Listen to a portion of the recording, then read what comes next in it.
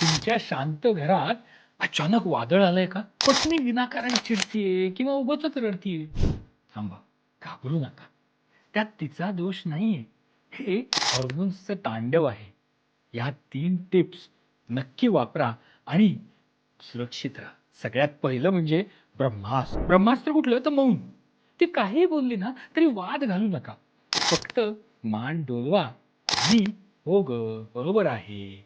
तुझं हे सगळं चांगलं चाललंय. हे वाक्य पाठ करा.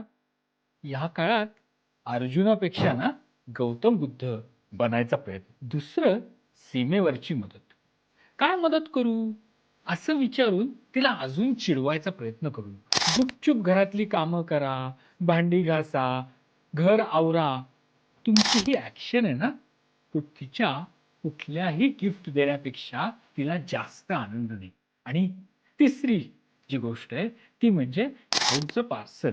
तिच्या आवडीचं जेवण किंवा ब्रेकफास्ट तिला न विचारता तिच्या समोर ठेवा आणि शांतपणे तिथून निघून जा. केलेली वाघीण आणि पिरियडमध्ये त्रस्त झालेली बायको दोघांनाही खाऊ देऊनच शांत करताय. लक्षात ठेवा, हे काही दिवसांचंच वादळ आहे. संयम ठेवा, सुखी राहा. तुमची हीच अवस्था आहे का? कमेंटमध्ये सांगा आणि आपल्या पीडित मैत्रिणींना हा व्हिडिओ शेअर करा.